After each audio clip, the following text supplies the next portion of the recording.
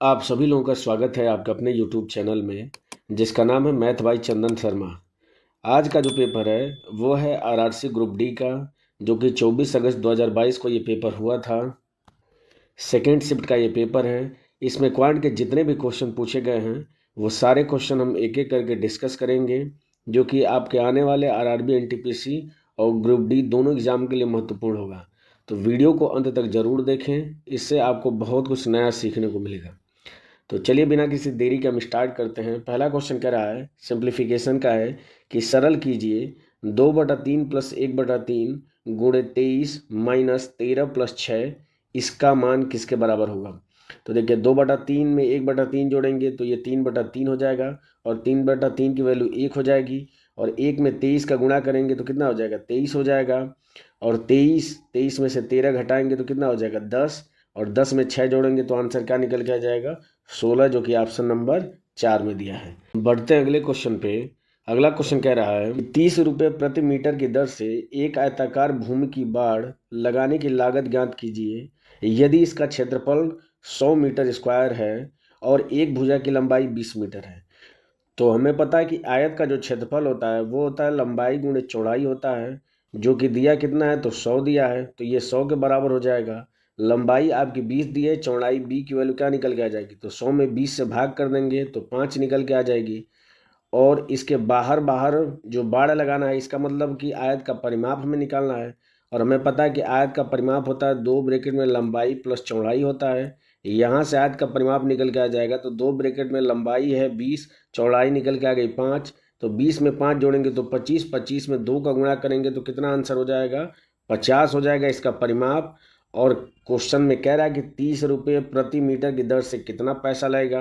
तो total 50 metre है, तो 30 रुपये की दर से अगर हमें निकालना है तो बस 50 में 30 का गुणा कर देंगे, तो 50 में 30 का गुणा करेंगे तो आंसर क्या निकल के आ जाएगा, 1500 रुपया निकल के आ जाएगा, जो कि ऑप्शन नंबर 1 में दिया है। बढ़ते हैं अगले क्वेश्चन पे। अगला क्वेश्चन कह रहा है कि यदि 1 + √3 और 1 - √3 द्विघात समीकरण के दो मूल हैं तो द्विघात समीकरण क्या होगा। तो द्विघात समीकरण से संबंधित जितने भी कॉन्सेप्ट बन सकते हैं, जितने टाइप के क्वेश्चन बन सकते हैं, उन सारे कॉन्सेप्ट और उन सारे प्रश्नों को लेकर मैंने एक वीडियो बनाई है, जो कि आपको इस चैनल की प्लेलिस्ट में मिल जाएगा, आप जाके उसको देख सकते हैं। अगर आपको द्विघात समीकरण में कोई भी दिक्कत हो रही होगी तो उस वीडियो को देखने के बाद से मुझे यकीन है कि आपके सारे डाउट क्लियर हो जाएंगे। तो द्विघात समीकरण के अगर मूल अल्फा और बीटा ज्ञात है तो द्विघात समीकरण निकालने का फार्मूला होता है x² माइनस मूलों का योगफल इंटू x प्लस होता है मूलों का गुणनफल, यानी कि अल्फा इंटू बीटा बराबर 0 होता है। तो यहाँ से बस वैल्यू निकाल देंगे तो x² माइनस हो जाएगा अल्फा प्लस बीटा, यानी इन दोनों को जोड़ देंगे तो कितना हो जाएगा, तो √3 से √3 प्लस माइनस है तो कट जाएगा, एक में एक जोड़ेंगे तो 2 होगा, और 2 में x का गुणा करेंगे तो 2x हो जाएगा, और प्लस हो जाएगा अल्फा इंटू बीटा, यानी कि 1 + √3, इसमें 1 - √3 का गुणा करेंगे तो एक ब्रैकेट में a + b, दूसरे में a - b, तो a² - b² हो जाएगा, एक का स्क्वायर 1 होगा, √3 का स्क्वायर करेंगे तो रूट हट जाएगा तो 3 हो जाएगा, एक में से 3 घटाएंगे तो आंसर -2 हो जाएगा। तो बस क्या करेंगे, इसमें -2 रख देंगे तो ये हमारा आंसर निकल के आ जाएगा, यानी जो द्विघात समीकरण निकलेगा वो हो जाएगा x² माइनस 2x माइनस 2 बराबर 0 हो जाएगा, जो कि ऑप्शन नंबर 3 में दिया है, ये इसका करेक्ट आंसर हो जाएगा। बढ़ते हैं अगले क्वेश्चन पे। अगला क्वेश्चन कह रहा है कि यदि ABC और DEF समरूप त्रिभुज हैं और दिया है कि 2AB जो है वो DE के बराबर है, तो BC जो है अगर 8 सेंटीमीटर है तो EF की लंबाई कितनी होगी। तो देखिए यहाँ से AB और बटा DE इसका अनुपात क्या निकल के आ जाएगा, तो ये निकल के आ जाएगा 1/2 निकल के आ जाएगा। और हमें पता है कि जब दो त्रिभुज समरूप होते हैं तो उनकी भुजाओं में समान अनुपात होता है, यानी कि जो अनुपात AB और DE के बीच में आया है वही अनुपात क्या हो जाएगा, तो BC और किसके बीच में आएगा, तो EF के बीच में आ जाएगा। आपको क्वेश्चन में BC की वैल्यू दिया है 8, तो 8 रख देंगे। आपसे पूछ रहा है EF की वैल्यू पूछ रहा है, तो बस क्या करेंगे, इस 8 का इस 2 में गुणा करेंगे तो 8 दूना के 16 निकल के आ जाएगा, यानी EF की वैल्यू क्या निकल के आ जाएगी, 16 सेंटीमीटर, जो कि ऑप्शन नंबर 3 में दिया है। बढ़ते हैं अगले क्वेश्चन पे। अगला क्वेश्चन कह रहा है श्री सक्सेना ने 150 रुपये प्रति दर्जन पर कुछ पेन खरीदे, उसने उन्हें प्रत्येक को 15 रुपये में बेच दिया, तो पूछ रहा है उसका लाभ या हानि प्रतिशत क्या होगा। तो देखिए 150 रुपया में 1 दर्जन पेन खरीदा है। 1 दर्जन का मतलब होता है 12 पेन खरीदा है 150 रुपये में। तो एक पेन की कीमत क्या है यहाँ से निकल के आ जाएगी। तो क्या करेंगे, 150 में हम 12 से भाग कर देंगे। तो भाग करेंगे तो 12 कम में 12, 3 30, 12 दूना के 24, 6 दशमलव बढ़ाएंगे तो 0 होता जाएगा, 60 हो जाएगा, 12 पचे 60। यानी एक पेन की कीमत क्या निकल के आ गई, 12.5। और बेच कितने में रहा है, तो 15 में बेच रहा है, यानी कि 2.5 का उसको फायदा हो रहा है। कितने पे, तो 12.5 पे हो रहा है। तो प्रतिशत में पूछ रहा है तो 100 से क्या करेंगे, हम गुणा कर देंगे। तो देखिए ऊपर भी 0.1 का स्थान पे है, नीचे भी 0.1 का स्थान पे है, तो दशमलव कैंसिल हो जाएगा। 25 से भाग करेंगे तो 125 में 5 बार जाएगा, और 5 से 100 में भाग करेंगे तो आंसर क्या निकल के आ जाएगा, 20% का लाभ होगा, जो कि ऑप्शन नंबर 1 में दिया है। बढ़ते हैं अगले क्वेश्चन पे। अगला क्वेश्चन कह रहा है कि 320 मीटर और 380 मीटर लंबी दो एक्सप्रेस ट्रेन एक ही समय में अहमदाबाद से दिल्ली की ओर चलना प्रारंभ करती हैं। उनकी चाल क्रमशः 84 किलोमीटर प्रति घंटा और 42 किलोमीटर प्रति घंटा है। तो तेज ट्रेन धीमी ट्रेन को कितने सेकंड में पार करेगी, ये आपसे पूछ रहा है। तो देखिए दोनों एक ही दिशा में चल रही हैं और इनके द्वारा जो तय की गई दूरी होगी उन दोनों ट्रेनों की लंबाई के योग के बराबर होगी। तो 320 में 380 जोड़ेंगे तो कितना होगा, तो 3 और 3 600 हो जाएगा, और 80 भी 100 यानी कि 700 हो जाएगा, टोटल दूरी हो जाएगी। और इस दूरी को अब किस स्पीड से तय करेंगे, तो दोनों एक ही दिशा में चल रहे हैं तो इनकी जो नेट स्पीड हो जाएगी इन दोनों स्पीड के अंतर के बराबर हो जाएगी। तो 84 में से 42 घटाएंगे तो कितना हो जाएगा, 42 किलोमीटर प्रति घंटा होगा। इसको मीटर प्रति सेकेंड में बदलने के लिए 5/18 से क्या करेंगे, हम गुणा कर देंगे। तो 18 क्या हो जाएगा, ऊपर चला जाएगा। तो इसको सिंप्लीफाई कर देंगे तो 7 से कट करेंगे तो ये 6 बार जाएगा, 6 से कट करेंगे 18 तो ये 3 बार जाएगा, 5 से 100 में भाग करेंगे तो ये 20 बार जाएगा, और 20 का 30 में गुणा करेंगे तो क्या हो जाएगा, 60 सेकेंड आंसर निकल के आ जाएगा, जो कि ऑप्शन नंबर 3 में दिया है। बढ़ते हैं अगले क्वेश्चन पे। अगला क्वेश्चन कह रहा है कि यदि x बराबर 3 है तो x plus 7x, x plus 5 और x प्लस 6 का चतुर्थ समानुपाती क्या होगा। तो x की वैल्यू रख देंगे तो इसका मान किसके बराबर हो जाएगा, तो 3 और 7 त्रिक 21, 21 में 3 जोड़ेंगे तो 24 हो जाएगा। इसका मान किसके बराबर हो जाएगा, तो 5 और 3 8 के बराबर हो जाएगा। यानी कि 24 और 8 में जो अनुपात होगा वो अनुपात होना चाहिए x प्लस 6 और जो चौथा समानुपाती होगा उसमें। तो और x प्लस 6 की वैल्यू हो जाएगी तो 6 और 3 9 हो जाएगी। और इस 9 का जो चतुर्थ अनुपाती होगा, अगर उसको मैं z मान लेता हूँ तो इस z की वैल्यू हमें आपको बतानी है। तो देखिए 8 का 3 गुना करेंगे तो 24 होगा। तो इस z पे क्या वैल्यू रखेंगे कि उसका 3 गुना करने पे 9 होगा, तो 3 हो जाएगा। तो 3 इसका करेक्ट आंसर हो जाएगा, जो कि ऑप्शन नंबर 4 में दिया है। बढ़ते हैं अगले क्वेश्चन पे। अगला क्वेश्चन कह रहा है यदि a प्लस 1/a बराबर k है, तो आपसे पूछ रहा है कि a² माइनस 1/a² का मान क्या होगा। तो देखिए एक तो इसको आप बेसिक से कर सकते हैं, दूसरा इसको वैल्यू पुटिंग से कर सकते हैं। अगर इसको वैल्यू पुटिंग से करता हूं तो अगर k की वैल्यू 1 मानता हूं तो ये क्या हो जाए, a की वैल्यू 0 निकल के आ जाएगी। तो a की वैल्यू 0 होने की वजह से ये जो होगा जिसकी वैल्यू हमें निकालनी है वो नॉट डिफाइन वाला फॉर्म बन जाएगा, तो इसलिए इसकी वैल्यू हम नहीं निकाल सकते हैं। तो यहाँ पे k की वैल्यू 1 के अलावा कोई भी और मान सकते हैं। तो मैं मान लेता हूँ कि k की वैल्यू क्या है, 2 है। तो यहाँ से a प्लस 1 और डिवाइडेड बाई a ये बराबर हो जाएगा 2 के। यहाँ से a का 2 में गुणा करेंगे तो 2a हो जाएगा, 2a में से a घटाएंगे तो a, और a की वैल्यू यहाँ से निकल के आ गई 1। यानी कि अगर हम a की वैल्यू 1 रखेंगे तो इसका मान किसके बराबर हो जाएगा, तो 1 का स्क्वायर 1 और माइनस 1 यानी कि 0 हो जाएगा इसका मान। यानी कि k की वैल्यू 2 रखने पे ऑप्शन में किसका मान 0 आ रहा है। तो अगर पहले वाले ऑप्शन में अगर k की वैल्यू 2 रखेंगे तो ये 2 माइनस ये 0 नहीं होगा, तो पहला वाला ऑप्शन नहीं होगा। दूसरे में रखेंगे तो प्लस में है तो ये भी 0 नहीं होगा, तो ये भी नहीं होगा। तीसरे में अगर k की वैल्यू 2 रखेंगे तो ये भी 0 नहीं होगा। चौथे में अगर k की वैल्यू 2 रखते हैं तो इसका मान 0 के बराबर हो जाएगा, तो ये इसका क्या हो जाएगा, करेक्ट आंसर हो जाएगा। बढ़ते हैं अगले क्वेश्चन पे। अगला क्वेश्चन कह रहा है कि दो ट्रेनें क्रमशः स्टेशन ए और स्टेशन बी से एक ही समय पर चलना प्रारंभ करती हैं और क्रमशः 60 किलोमीटर प्रति घंटा और 40 किलोमीटर प्रति घंटा की चाल से एक दूसरे की ओर यात्रा करती हैं। जिस समय वे मिलती हैं तेज ट्रेन धीमी ट्रेन की तुलना में 60 किलोमीटर अधिक यात्रा कर चुकी होती है। तो कह रहा है कि दोनों स्टेशनों के बीच की दूरी कितनी होगी, ये आपको बतानी है। तो देखिए दोनों ट्रेनें जो है वो एक दूसरे की तरफ आ रही हैं। जैसे चित्र से अगर मैं बता दूं तो मान लीजिए ये ए है और ये बी है, तो ये दोनों ट्रेनें एक दूसरे की तरफ आ रही हैं और कह रहा है कि जब ये मिलती हैं, मान लीजिए इस पॉइंट पे मिलती हैं, तो जो तेज चलने वाली ट्रेन है वो धीमी ट्रेन के कंपेयर में 60 किलोमीटर अधिक दूरी तय करती है। ये 60 किलोमीटर प्रति घंटा है, ये 40 किलोमीटर प्रति घंटा है, तो 20 किलोमीटर प्रति घंटा इसकी स्पीड अधिक है, जिसकी वजह से ये 60 किलोमीटर की दूरी तय कर रही है। तो 60 किलोमीटर की दूरी तय करने में 20 किलोमीटर प्रति घंटा के हिसाब से कितना समय लगेगा, तो 3 घंटा लगेगा। यानी उन दोनों के द्वारा जो तय किया गया समय है वो 3 घंटे है। तो अब दोनों एक दूसरे की तरफ चल रही हैं, तो जो नेट स्पीड हो जाएगी वो दूरी निकालने के लिए क्या हो जाएगी, इन दोनों का सम हो जाएगी। तो 60 और 40 क्या हो जाएगी अब नेट स्पीड, तो 100 हो जाएगी।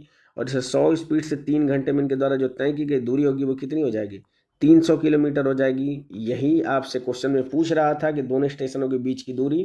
तो ऑप्शन क्या हो जाएगा, ऑप्शन नंबर 1 300 किलोमीटर क्या हो जाएगा, इसका करेक्ट आंसर हो जाएगा। बढ़ते हैं अगले क्वेश्चन पे। अगला क्वेश्चन कह रहा है कि निम्नांकित चार्ट वर्ष 2014 से 2019 तक विभिन्न वर्षों के दौरान कंपनी ए की बिक्री को दर्शाता है। चार्ट का अध्ययन कीजिए और पूछे गए प्रश्नों के उत्तर दीजिए। किन वर्षों के दौरान बिक्री सभी 6 वर्षों की औसत बिक्री से कम है। तो देखिए, अगर हम ऑप्शन से करें, वैसे तो इसका बेसिक तरीका ये है कि सभी जो 6 हैं इन 6 को जोड़िए और 6 से भाग करिए, उसके बाद जो आएगा औसत उससे कंपेयर करिए कि किसका औसत उससे कम है। चलिए उस तरीके से भी बताता हूँ, बाकी एक और तरीका बताता हूँ। तो इन सबको जोड़ लेता हूँ। तो देखिए ये हो जाएगा 4 3 7 2 9 5 14 और 14 2 16 और 6 22 को 2 हो जाएगा, 2 कैरी हो जाएगा, 7 हो जाएगा, 7 6 13 और 13 और 4 कितना 17, 5 22, 1 23 और 23 और 2 25 हो जाएगा। यानी कि 25.2 हो जाएगा। और इसको औसत निकालने के लिए 6 से भाग कर देंगे। तो भाग करेंगे तो 6 चौको 24, 1 12, 6 दूना के 12। यानी हम देख लेते हैं कि 4.2 से कम कौन कौन से हैं। तो देखिए सिर्फ और सिर्फ 2014 और 2015 4.2 से कम है। तो इसका आंसर क्या निकल के आ जाएगा, केवल 2014 और 2015। बाकी अगर आप इस तरीके से नहीं करना चाहते हैं तो आप ऑप्शन से भी कर सकते हैं। कह रहा है कि केवल 2014, तो अगर 2014 को केवल लेंगे तो 2015 तो उससे कम है, तो ये तो ऑप्शन नहीं होगा। दूसरे ऑप्शन को अगर चेक करें तो कह रहा है कि 2014 और 2017, तो 2017 को लेंगे और 2014 को लेंगे तो फिर 2015 छूट जाएगा, तो ये भी नहीं होगा। तीसरा जो ऑप्शन कह रहा है कि 2014, 2015 और 2016, तो 2016 जो है वो 2017 से अधिक है। यानी कि इस कंडीशन में 2017 होता तब हम नहीं बता सकते थे, तो ये भी नहीं होगा। तो सिर्फ एक ही ऑप्शन बचा, ऑप्शन नंबर 4, ये इसका क्या हो जाएगा, करेक्ट आंसर हो जाएगा। बढ़ते हैं अगले क्वेश्चन पे। अगला क्वेश्चन कह रहा है कि 3 भिन्न भिन्न क्रॉसिंग पर ट्रैफिक लाइट क्रमशः प्रत्येक 30 सेकंड, 45 सेकंड और 60 सेकंड के बाद से लाल हो जाती हैं। यदि वे सभी प्रातः 8:30 बजे एक साथ लाल हो जाती हैं तो कह रहा है कि वह पुनः किस समय एक साथ लाल होंगी। तो इस तरह के क्वेश्चन निकालने का सबसे बढ़िया तरीका है कि इन सब का एलसीएम निकाल दीजिए। तो किसका हम एलसीएम निकालेंगे, एलसीएम हम निकाल देंगे 30 का, 45 का और 60 का। तो इन तीनों का एलसीएम क्या निकल के आ जाएगा, तो इन तीनों का एलसीएम हो जाएगा 180 निकल के आ जाएगा। और 180 सेकंड का मतलब क्या होता है कि 3 मिनट। अगर इसको सेकंड को मिनट में बदलेंगे तो क्या हो जाएगा, 3 मिनट के बराबर हो जाएगा। यानी अगर वो 8:30 बजे एक साथ लाल हुई थी तो अब उसके 3 मिनट बाद लाल होंगी। तो 8:30 में अगर 3 मिनट जोड़ देंगे तो 8:33 हो जाएगा, जो कि ऑप्शन नंबर 1 में दिया, ये इसका करेक्ट आंसर हो जाएगा। बढ़ते हैं अगले क्वेश्चन पे। अगला क्वेश्चन कह रहा है कि यदि अंश में 2 और हर में 5 जोड़ दिया जाए तो भिन्न 1/2 बन जाती है। यदि अंश और हर दोनों में से 2 घटा दिया जाए तो यह 1/3 बन जाती है, तो वह भिन्न होगी। तो इसको करने का सबसे बढ़िया तरीका है कि ऑप्शन से हम चेक कर सकते हैं कि मान लीजिए कि वो भिन्न क्या है, पहला वाला ऑप्शन ही भिन्न है। तो अगर हम अंश में 2 जोड़ें तो ये 6 हो जाएगा और हर में 5 जोड़ेंगे तो 17 और 5 22 हो जाएगा। ये 1/2 के बराबर नहीं होगा, तो पहला वाला ऑप्शन नहीं होगा। दूसरा चेक कर लेते हैं। तो दूसरा, अगर 8 में 2 जोड़ेंगे तो ये 10 हो जाएगा और 15 में 5 जोड़ेंगे तो 20 हो जाएगा। ये 1/2 के बराबर हो रहा है, तो ये पहली वाली कंडीशन को फॉलो कर रहा है। दूसरी वाली कंडीशन चेक कर लेते हैं हम कि यदि अंश और हर दोनों में से 2 घटा दिया जाए तो 8 में से 2 घटाएंगे तो 6 हो जाएगा और 15 में से 2 घटाएंगे तो 13 हो जाएगा। तो 6/13 कभी भी 1/3 के बराबर नहीं होगा, तो ये भी ऑप्शन नहीं होगा। तो तीसरा आप चेक कर लेते हैं। तीसरा है 1/7। 1/7 में अगर हम अंश में 2 जोड़ते हैं तो ये क्या हो जाएगा, 3 हो जाएगा और 7 हर में अगर 5 जोड़ते हैं तो ये 12 हो जाएगा। तो 3/12 इसकी वैल्यू 1/4 के बराबर होगी, तो 1/2 ये भी नहीं होगा, तो ये भी नहीं हो सकता है इसका करेक्ट आंसर। तो सिर्फ एक ही ऑप्शन बचा, ऑप्शन नंबर 4, 3/5 इसका करेक्ट आंसर हो जाएगा। बढ़ते हैं अगले क्वेश्चन पे।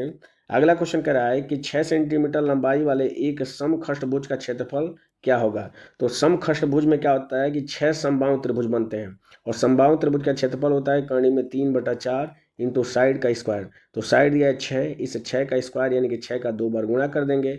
अब देखिए ये तो एक त्रिभुज का क्षेत्रफल निकल के आ गया। ऐसे कितने त्रिभुज बनेंगे? तो खष्टभुज है तो 6 बनेंगे, तो 6 का टोटल क्षेत्रफल निकालने के लिए 6 का गुणा कर देंगे हम। तो यहाँ से क्या निकल के आ जाएगा? उस समखष्टभुज का क्षेत्रफल निकल के आ जाएगा। इसको सिंप्लीफाई करेंगे तो 6 में 6 का गुणा करेंगे तो 36, 36 में 4 से भाग करेंगे तो 9 बढ़ जाएगा, और 9 में 6 का गुणा करेंगे तो 54, करनी में 3 क्या हो जाएगा? इसका करेक्ट आंसर हो जाएगा, जो कि ऑप्शन नंबर 4 में दिया है। बढ़ते हैं अगले क्वेश्चन पे। अगला क्वेश्चन कह रहा है कि यदि a बटा बी बराबर 4/3 है और 3a प्लस 2b बराबर 24 है तो a का मान कितना होगा? तो देखिए 3a प्लस 2b बराबर 24 है, इसमें दोनों साइड हम b से भाग कर देंगे, तो ये आपका हो जाएगा 3a और बटा b हो जाएगा, और ये क्या हो जाएगा? 2b में अगर हम b से भाग कर देंगे तो ये क्या हो जाएगा? सिर्फ 2 बचेगा, और इधर क्या हो जाएगा? तो इधर 24/b हो जाएगा। तो a बटा बी की वैल्यू रख देंगे तो ये हो जाएगा 3 गुणे 4/3 हो जाएगा, तो 4/3 हम रख देंगे। तो यहाँ से 3 से 3 कैंसिल हो जाएगा, तो 4 में 2 जोड़ेंगे तो क्या हो जाएगा? ये 6 हो जाएगा। बराबर किसके होगा? तो 24/b के बराबर हो जाएगा। यहाँ से b की वैल्यू क्या निकल के आ जाएगी? तो 6 से 24 में भाग करेंगे तो 4 हो जाएगी। जैसे ही b की वैल्यू 4 निकल के आ गई, आप a बटा बी बराबर 4/3 में रख के a की वैल्यू निकाल दीजिए, तो a बराबर क्या निकल के आ जाएगा? तो 4/3 इंटू b की वैल्यू 4 है तो 4 में 4 का गुणा करेंगे तो 16/3 a की वैल्यू निकल के आ जाएगी, जो कि ऑप्शन नंबर 4 में दिया है। बढ़ते हैं अगले क्वेश्चन पे। अगला क्वेश्चन कह रहा है कि 12, 24 और 45 का चतुर्थ समानुपाती क्या होगा? तो देखिए 12 और 24 के बीच में जो अनुपात है वही अनुपात 45 और चतुर्थ समानुपाती में होना चाहिए। तो 12 का 2 गुना करेंगे तो 24 हो जाएगा, उसी तरह 45 का 2 गुना करेंगे तो 90 आंसर हो जाएगा, जो कि ऑप्शन नंबर 1 में दिया है। बढ़ते हैं अगले क्वेश्चन पे। अगला क्वेश्चन कह रहा है कि किसी धनराशि पर 12 वर्षों में साधारण ब्याज जो है वो मूलधन का 3/5 है, तो पूछ रहा है कि प्रति वर्ष ब्याज की दर क्या होगी? तो अगर मान लीजिए मूलधन 5 है तो उस पर 3 रुपये का ब्याज मिल रहा है, तो मूलधन गुणे दर आपसे पूछ रहा है, समय कितना दिया? 12 वर्षों का, और डिवाइडेड बाई 100। तो बस इसको सॉल्व कर देंगे, तो 3 से कट करेंगे तो ये 4 बार चला जाएगा, 5 में 4 का गुणा करेंगे तो 20, और 20 से 100 में भाग करेंगे तो 5 बार जाएगा। तो यहाँ से आर की वैल्यू निकल के आ जाएगी 5%, जो कि ऑप्शन नंबर 2 में दिया है। बढ़ते हैं अगले क्वेश्चन पे। अगला क्वेश्चन कह रहा है कि एक पुरुष और उसकी पत्नी की वर्तमान आय का जो अनुपात है वो 7:6 है। 6 वर्ष पश्चात यह अनुपात 8:7 होगा। यदि विवाह के समय उनकी आय का जो अनुपात था वो 4:3 था, तो कह रहा है कि अब से कितने वर्ष पूर्व उनका विवाह हुआ था? तो मैं मान लेता हूँ कि ये पुरुष मेल है, और फीमेल मतलब उसकी पत्नी को एफ मान लेता हूँ, फीमेल मान लेता हूँ। तो इनकी वर्तमान जो आय का अनुपात है वो आपको दिया है कि 7 कितना दिया है? तो 6 दिया है। आगे क्वेश्चन में कह रहा है कि 6 वर्ष पश्चात इनका जो अनुपात है वो कितना हो जाता है? तो वो हो जाता है 8:7 हो जाता है। तो देखिए इनके बीच का गैप यहाँ पे भी 1 है और यहाँ पे भी 1 है, ठीक है। तो अब हम क्या करेंगे, आपसे पूछ रहा है कि जिस समय उनकी शादी हुई थी उस समय उनका अनुपात 4:3 था, तो अब से कितने वर्ष पूर्व उनका विवाह हुआ था? तो देखिए 6 से 7 ये हो रहा है, तो कितना बढ़ रहा है? 1 बढ़ रहा है, लेकिन क्वेश्चन में दिया है 1 की वैल्यू 6 वर्ष दिया है। आपसे पूछ क्या रहा है? तो मान लीजिए कि अगर ये 6 था तो 3 से 6 होने में कितना बढ़ेगा? ये 3, यानी कि 3 यूनिट की वैल्यू आपसे पूछ रहा है। तो 1 यूनिट की वैल्यू अगर 6 है तो 3 यूनिट की वैल्यू कितनी हो जाएगी? तो 6 में 3 का गुणा कर देंगे तो 6 3 कितना हो जाएगा? 18 वर्ष हो जाएगा। इसका मतलब अब से 18 वर्ष पूर्व उनका विवाह हुआ था, जो कि ऑप्शन नंबर 1 में 18 दिया है। बढ़ते हैं अगले क्वेश्चन पे। अगला क्वेश्चन कह रहा है कि निम्नलिखित पाई चार्ट किसी विशेष वर्ष के दौरान विभिन्न क्षेत्रों P, Q, R, S, T और U में एक कंपनी के व्यय को दर्शाता है। ग्राफ का अध्ययन कीजिए और इसके आधार पर पूछे गए प्रश्न के उत्तर दीजिए। क्वेश्चन आपसे पूछ रहा है कि कंपनी द्वारा किए जाने वाले कुल व्यय का लगभग कितने प्रतिशत भाग क्षेत्र S पर व्यय किया जाता है? देखिए S पर कितना व्यय किया जा रहा है? तो वो 95 अंश व्यय किया जाता है। टोटल कितने अंश का कोण बनेगा? तो 360 अंश का बनेगा। प्रतिशत पूछ रहा है तो क्या करेंगे, हम 100 से गुणा कर देंगे, तो इसको सिंप्लीफाई करेंगे तो कितना आ जाएगा? 5 से करेंगे तो 19 × 5 = 95 हो जाएगा। इसको 5 से करेंगे तो 5 × 7 = 35, 5 दूना के 10 हो जाएगा। आगे इसको 4 से विभाजित कर देंगे तो ये कितना हो जाएगा? 4 एकम में 4, 3 32, 4 8 32, यानी 18 हो जाएगा। इसको 4 से कट करेंगे तो 25 हो जाएगा। अब ये विभाजित नहीं होगा, तो देखिए अब ये 25 तो पहले से है और ये 19 में अगर 18 से हम भाग करेंगे तो 1 दशमलव समथिंग करके जाएगा, यानी 1 से ऊपर जाएगा। तो 25 में अगर 1 जोड़ेंगे यानी कि 26 से थोड़ा सा ऊपर जाना चाहिए, और 26 से थोड़ा सा ऊपर किस में है, ऑप्शन नंबर 4 में। तो ये इसका क्या हो जाएगा, करेक्ट आंसर हो जाएगा। नहीं तो आप 25 में 19 का गुणा करके 18 से भाग करेंगे तो भी आंसर वही आएगा। बढ़ते हैं अगले क्वेश्चन पे। अगला क्वेश्चन कह रहा है कि यदि आंकड़ों 11, 17, x plus 1, 3x, 19, 2x minus 4 और x प्लस 5 का जो माध्य है वो 21 है, तो आंकड़ों का बहुलक क्या होगा, ये आपको बताना है। हमें पता है कि माध्य बराबर होता है पदों का योग बटा पदों की संख्या होती है। तो देखिए पदों का योग अगर हम निकाल देंगे तो 11 में 17 जोड़ेंगे तो 28 हो जाएगा, 28 और ये 1 29 हो जाएगा, 29 और 10 39, 39 में 9 जोड़ेंगे तो कितना हो जाएगा, 48 हो जाएगा, 48 में से 4 घटाएंगे तो ये 44 हो जाएगा, 44 में 5 जोड़ेंगे तो 49 हो जाएगा। तो ये हो जाएगा 49 और प्लस हो जाएगा तो ये x हो जाएगा, 3x 4x हो जाएगा, 4 2 6x और ये 7x हो जाएगा। अब इसमें पदों की संख्या कितनी है, तो ये 1 2 3 4 5 6 7 है, तो 7 से भाग कर देंगे। इसकी वैल्यू 21 के बराबर आनी चाहिए। इसको सिंप्लीफाई करेंगे तो 7 7 49 और प्लस x, इसकी वैल्यू 21 के बराबर हो जाएगी।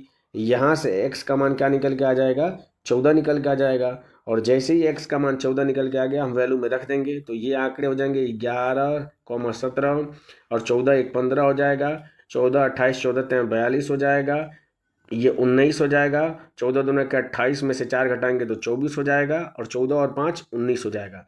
तो बहुलक क्या होता है कि जिसकी बारंबारता अधिक है, यानी कि कौन सा नंबर सबसे अधिक बार आया है। तो 19 2 बार आया है तो इसका बहुलक क्या निकल के आ जाएगा, 19, जो कि ऑप्शन नंबर 4 में दिया हुआ है। बढ़ते हैं अगले क्वेश्चन पे। अगला क्वेश्चन कह रहा है कि समीकरण 5x square minus 11x plus 6 बराबर 0 के मूलों का योग कितना होगा। तो हमें पता है कि द्विघात समीकरण के मूलों का योग होता है माइनस बी अपान ए होता है।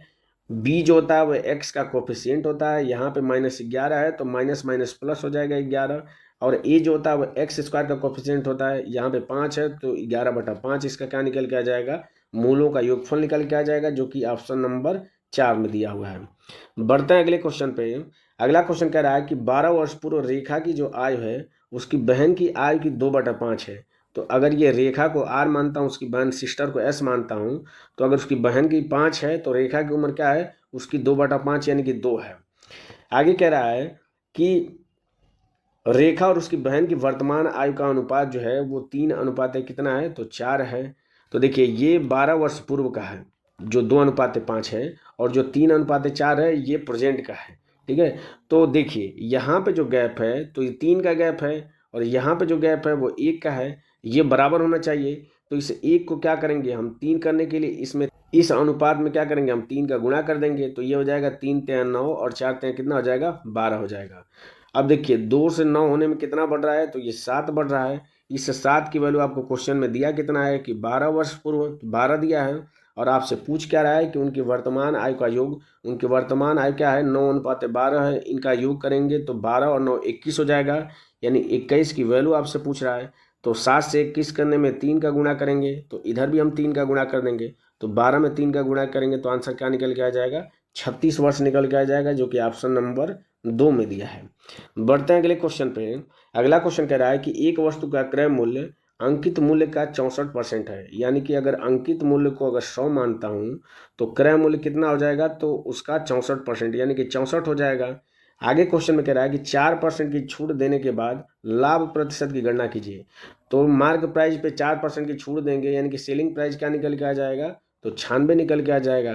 तो आपसे लाभ पूछ रहा है, तो 64 की वस्तु है और 96 में बेच रहा है, इसका मतलब कितना अधिक है, तो ये 6 में से 4 घटाएंगे 2 और 9 में से 6 जाएगा 3, यानी 32 अधिक है। और 32 कितने पे अधिक है, तो 64 पे क्रय मूल्य पे निकालते हैं लाभ और हानि, और प्रतिशत में पूछ रहा है तो 100 से गुणा कर देंगे, तो ये हो जाएगा 32 दूना के 64, और 2 से 100 में भाग करेंगे तो 50% क्या हो जाएगा, लाभ निकल के आ जाएगा, जो कि ऑप्शन नंबर 4 में दिया हुआ है। बढ़ते हैं अगले क्वेश्चन पे। अगला क्वेश्चन कह रहा है कि सरल कीजिए और √1 + sin θ डिवाइडेड बाई 1 - sin θ। ये सेम क्वेश्चन आ चुका है, जब ALP का मैं पेपर करा रहा था तो ये सेम क्वेश्चन आ चुका है। तो इसमें क्या करेंगे कि जो 1 - sin θ है उसका रेसिप्रोकल होता है 1 प्लस साइन थीटा। इसी से क्या करेंगे, ऊपर और नीचे गुणा कर देंगे। तो ऊपर क्या हो जाएगा, 1 प्लस साइन थीटा का होल स्क्वायर हो जाएगा, और 1 प्लस साइन थीटा का होल स्क्वायर रूट लेंगे तो बाहर क्या निकल के आ जाएगा, 1 प्लस साइन थीटा, यानी कि एक क्या निकल के आ जाएगा, रूट लेंगे तो स्क्वायर हट जाएगा। और नीचे क्या हो जाएगा, तो एक ब्रैकेट में 1 माइनस साइन थीटा हो जाएगा, दूसरे ब्रैकेट में हो जाएगा 1 प्लस साइन थीटा। तो ए स्क्वायर माइनस बी स्क्वायर का फॉर्मूला ही हो जाएगा, तो 1 माइनस साइन स्क्वायर थीटा हो जाएगा।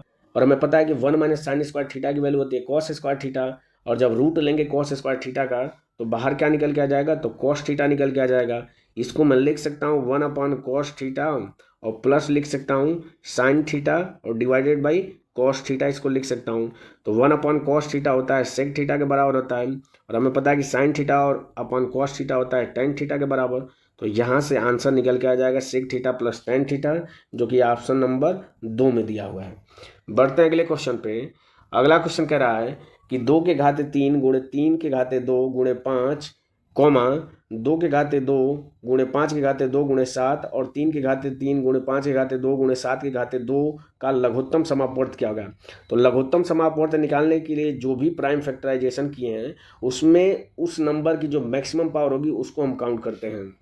तो अगर हम 2 को काउंट करें तो 2 की मैक्सिमम पावर क्या है, 3 यहाँ पे है, यहाँ पे 2 है, तो मैक्सिमम पावर 3 है, तो 2 के घाते 3 इसको ले लेंगे, तो बाहर लिखते हैं 2 के घाते 3 इंटू यहाँ पे क्या है 3 का स्क्वायर है, और यहाँ पे क्या है 3 के घाते 3 है, तो मैक्सिमम पावर 3 के घाते 3 है, तो ये 3 के घाते 3 हो जाएगी। और अगर ऑप्शन पे एक नज़र डालें तो 3 के घाते 3 सिर्फ और सिर्फ ऑप्शन नंबर 1 में दिया है, तो इसका करेक्ट आंसर क्या हो जाएगा, ऑप्शन नंबर 1 इसका क्या हो जाएगा, करेक्ट आंसर हो जाएगा।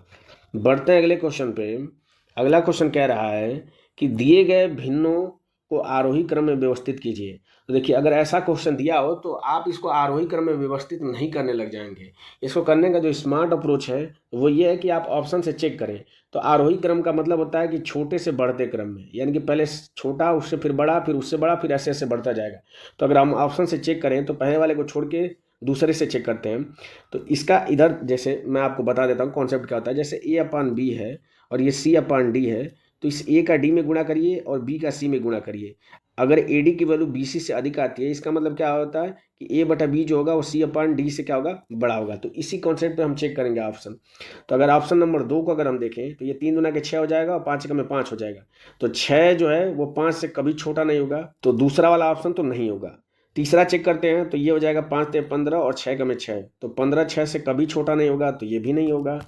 चौथा अगर चेक करेंगे तो 5 एकम में 5 और 3 दूना के 6, तो यहाँ पे तो सही है। आगे बढ़ते हैं तो 5 दूना के 10, 3 ते 9, तो 10 9 से छोटा नहीं होगा, तो ये भी नहीं होगा। तो सिर्फ एक ही ऑप्शन बचा, ऑप्शन नंबर 1, ये इसका क्या हो जाएगा, करेक्ट आंसर हो जाएगा। इसको बोलते हैं एलिमिनेशन मेथड। इससे क्या होगा कि आप बहुत कम समय में अपने आंसर तक पहुँच सकते हैं।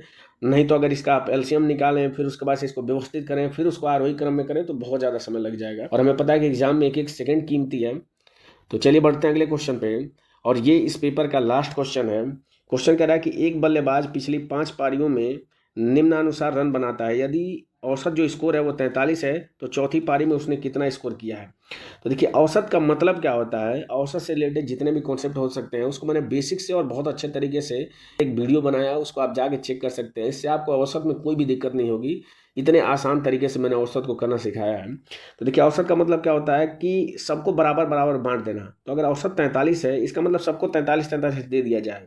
तो देखिए, ये 92 है, तो अगर इसको 43 दिया होता तो ये कितना अधिक है, तो ये 7 और 2 9, यानी कि ये 49 अधिक है। तो हम क्या करेंगे, 49 को प्लस में लिख देंगे। 53 को अगर हम चेक करें तो ये 43 से कितना अधिक है, तो 10 अधिक है, तो प्लस 10 हो जाएगा। 35 को अगर हम 43 से चेक करें तो 5 और 3 8 कम है, तो माइनस 8 रख देंगे। एक्स की वैल्यू हमें निकालनी है तो इसको छोड़ देते हैं। 27 43 से कितना कम है, तो 3 और 3 6, यानी कि 16 कम है, तो 16 रख देंगे। अब इनका जो नेट चेंज है वो निकाल लेते हैं। तो देखिए, 8 को और इस 16 में से अगर 2 घटा देंगे, यानी कि -14 कहेंगे, तो ये 10 के बराबर हो जाएगा। इस 10 से ये कैंसिल हो जाएगा, और 49 में से अगर 14 हम घटाएंगे तो कितना हो जाएगा, तो ये 5 हो जाएगा और 3, यानी कि 35 होगा। यानी कि 35 अभी भी एक्स्ट्रा है 43 एवरेज होने के लिए। तो 35 अगर एक्स्ट्रा है और 43 एवरेज होना चाहिए, तो बचा हुआ कितना लेके आया होगा, तो 43 में से 35 घटा देंगे तो 5 और 3 8 लेके आया होगा। तो एक्स की वैल्यू क्या निकल के आ जाएगी, 8 निकल के आ जाएगी, जो कि ऑप्शन नंबर 2 में दिया है। ये इस क्वेश्चन को करने का बहुत ही आसान तरीका है। नहीं तो आप औसत निकालने के लिए क्या करें कि 92, 53, 35, x और 27 इन सबको जोड़ें और पदों की संख्या से भाग तो औसत के बराबर होगा और वहां से आप सॉल्व करके x की वैल्यू आप निकाल सकते हैं।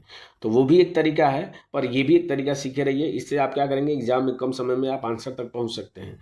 तो मुझे उम्मीद है कि ये वीडियो आपको अच्छी लगी होगी। इस वीडियो से आपने कुछ ना कुछ नया ज़रूर सीखा होगा।